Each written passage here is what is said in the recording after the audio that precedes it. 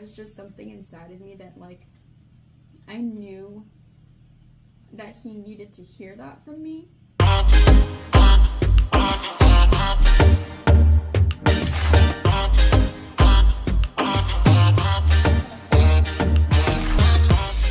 guys, it's your girl Cassie here, and as you can tell, I'm sadly by myself again. I know, it is crazy. I'm trying my best to hold down the fort, so I hope that you guys are hanging in there with me. And I'm going to try to make this episode a little interesting for you guys, because I'll be honest, it is still very weird, and it's very hard to try and record by yourself without a co-host. You have no one to bounce things off with.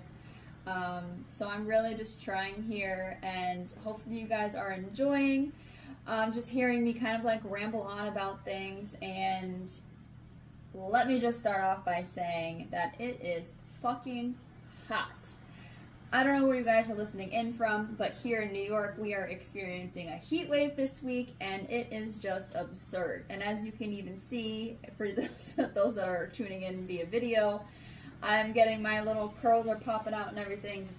It's just too hot up here. I just can't deal. But I do enjoy it a hell of a lot more than wintertime. So if you're like me, it sucks, but it's a lot better than being cold. So anyways, I'm doing fine. Amanda is still doing okay. She will be back with us soon, don't you worry.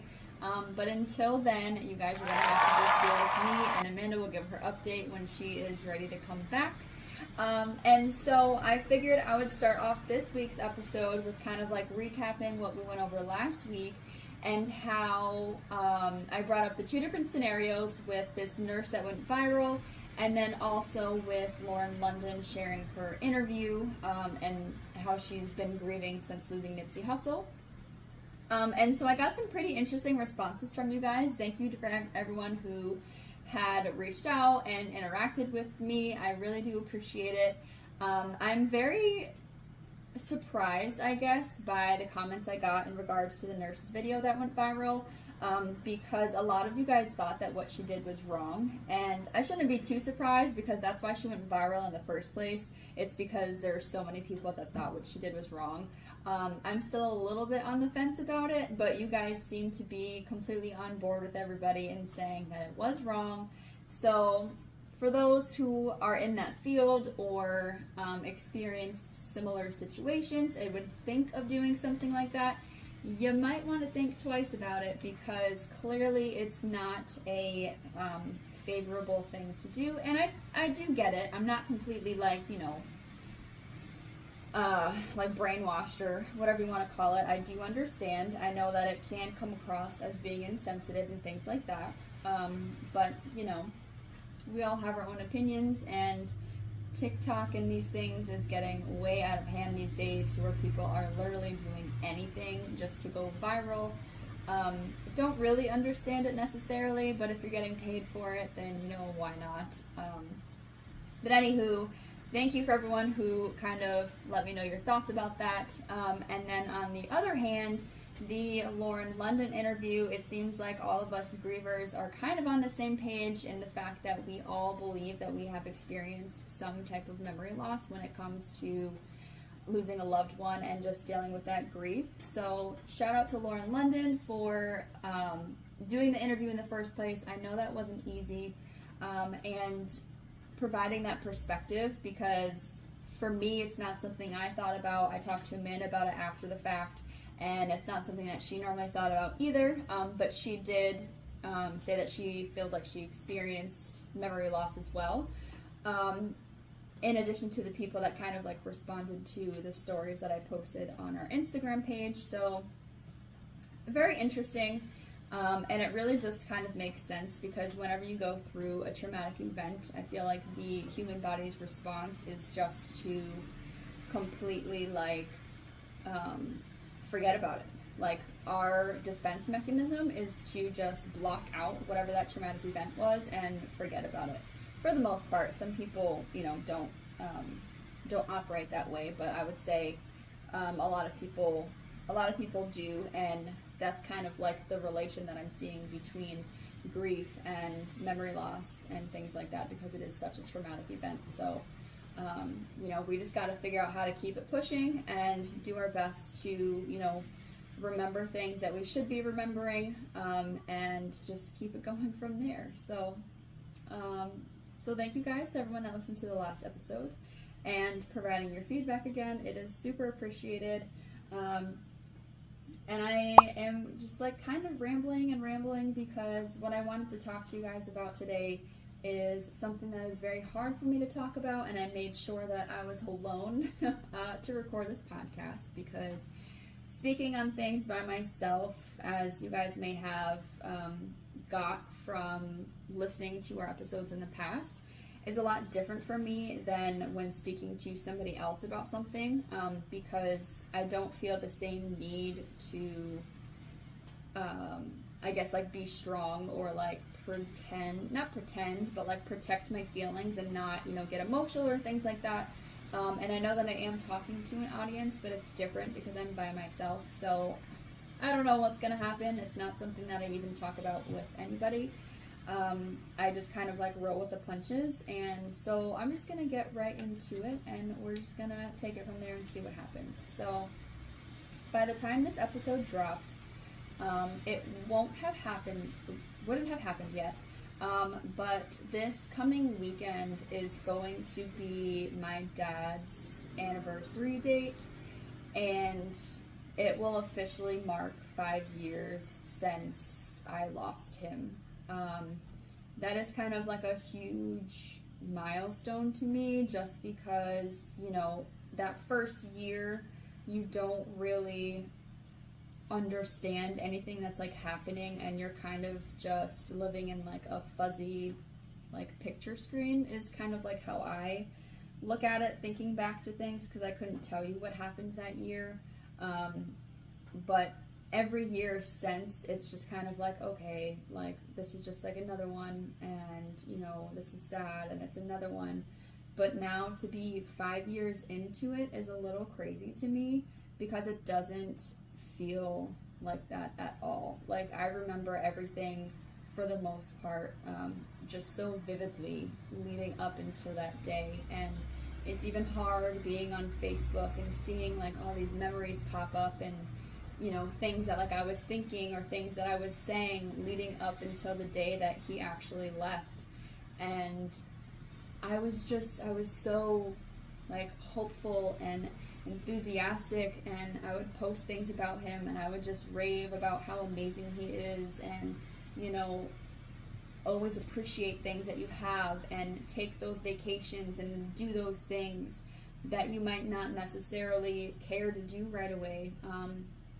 But I really just can't stress how important it is, because you never really know how much time you have left. And when I look back at it, that's just more true than ever, because I had no idea what was coming in the days ahead. And I don't allow myself to think about it a lot or really look back and reflect, just because I'm not really sure how I'm going to react. But I just remember going to the hospital that day, because I hadn't been there in like a week, because I had to go back to work, and it was like we knew it was coming, but we just didn't know when, like a few weeks like before it actually happened.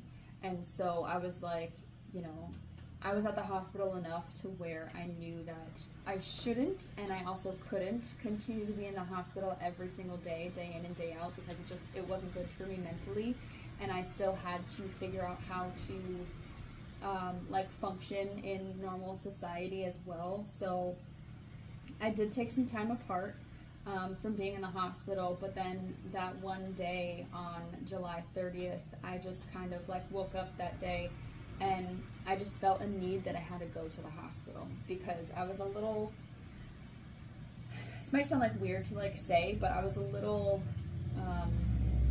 surprised by that time to know that like he was still here and that I hadn't been there in a while, because at first I was really hoping that he would have done it when I wasn't there, and I would have just like got the phone call, But when that didn't happen and I was off, so it happened on a Sunday. So I didn't go there on Saturday. I just woke up on Sunday and was like, I just need to go to the hospital. So long story short, because I could, probably talk about it like literally like minute by minute. But I went to the hospital. I went to go see him, and he, wasn't responsive or anything like that. He was still breathing, and I knew how they always say that like they can still hear you. So I really just went there just to have a conversation with him, to hold his hand, to let him know that I was still here. And, they had even brought up an extra bed, because my mom was sleeping next to him for, a few weeks. And, I laid next to him, and I just tried to enjoy like the last moments that like I had with him. And I had a weird feeling that I needed to let him know that that I was gonna be okay, and that it was fine for him to finally let go, because I didn't want him to suffer anymore. And it feels kind of like weird to like think and say, but like there was just something inside of me that like I knew that he needed to hear that from me. And so my main purpose was to go there and let him know that I was gonna be okay. Even though it didn't feel like it in the moment, and it still doesn't now.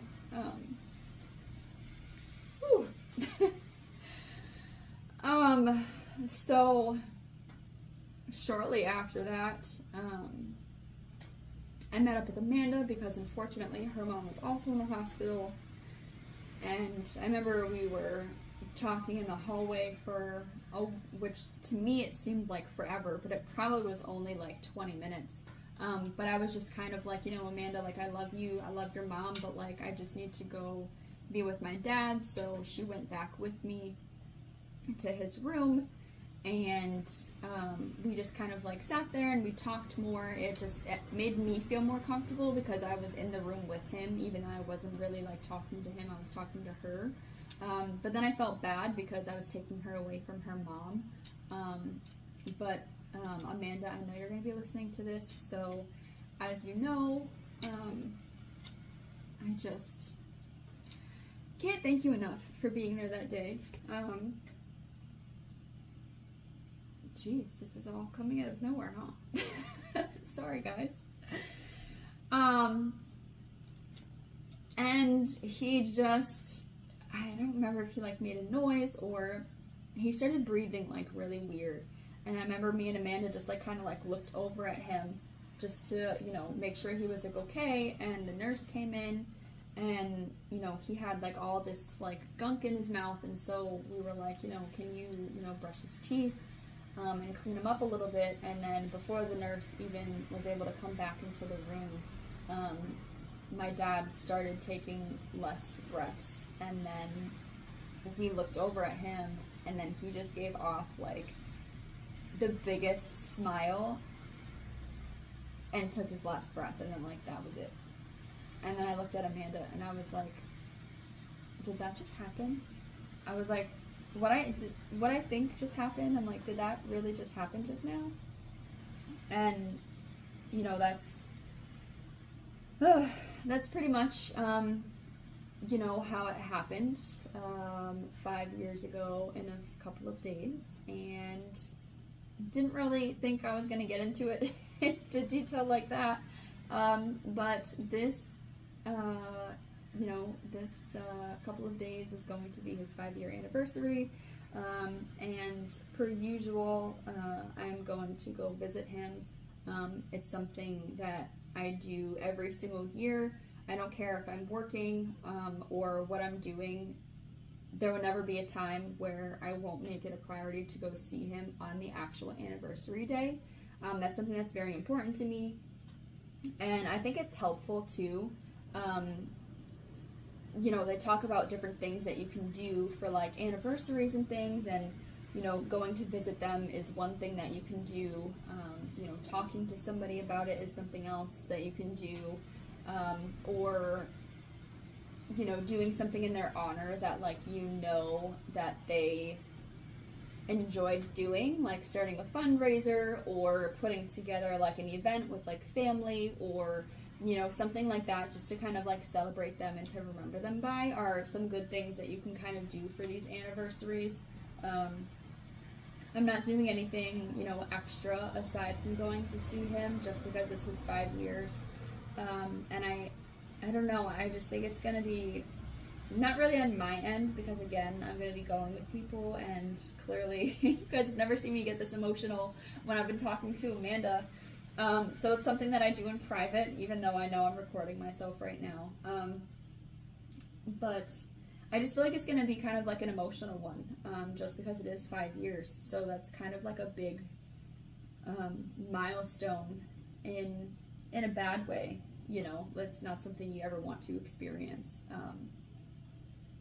But yeah, so this one will be tough. I kind of can't wait for it to be over, just because it's not something that I like to think about. And yeah, so this is another death anniversary episode for you guys, because mine is coming up. I know that we talked about Amanda's a few weeks ago when hers was here, and I felt like it was only appropriate for me to talk about it. Maybe I'll touch base on it again in the following episode after it happened, to let you guys know, you know, how it went. But for now, I'm just kind of trying to like process everything by myself while I can.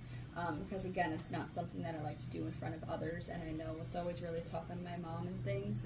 And so I try not to, just because I feel like you can't have like two weak people in a room together. You need someone to be the strong one. So that's what I plan on doing. So hopefully this episode will be a good kind of like therapy session for me, since I don't go to therapy. And yeah, I don't really think I have anything else to say. I feel like I've kind of, you know, dropped a few things in here for you guys, and I hope that it reaches someone who, you know, I don't know, maybe benefits from hearing what I've been through. I went through it kind of quickly, but it was just kind of like a weird like bond that me and my dad had, and it was just very odd that the day that I went there to go tell him these things is the day that he, you know, decided to leave. And he was in there for a couple of weeks, so I don't know. I think that's just the way that it was supposed to happen for some weird reason, as much as I wanted him to do it without me there. But I guess that wasn't the case, and so I'm not mad about it. I'm actually really glad and kind of grateful that I was there. I don't know how I would have done if I just got a phone call. So anyways, I'm going to stop going back and forth and talking about it, because at this point, oh, see? And there goes the voice. And Amanda's going to laugh at that, because every time my voice goes weird, she always says something about it. And of course, it's when I'm talking about him. So I know that he's up there fucking saying some shit, probably. But anyways, so I hope that you guys enjoyed this episode.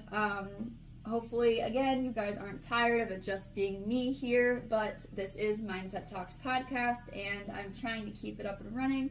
So make sure you guys go and like and subscribe on everything. We are on Facebook, we are on Instagram, and we're on YouTube. So don't forget. And you can catch us on all of your favorite podcast platforms, such as Spotify, Google Podcasts, and Apple Podcasts. So go ahead and check us out. Oh yeah. Hit that beautiful subscribe button. Leave us some comments. Let us know what you think.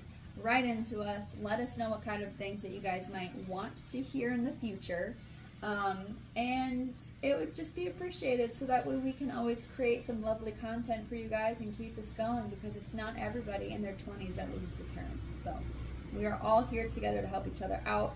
Me and Amanda are always here to help you, and that's even now to this day, even though she's not recording with me. We are both here.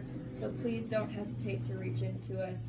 We love you guys. We appreciate the support, and we'll talk to you guys next time. See you later.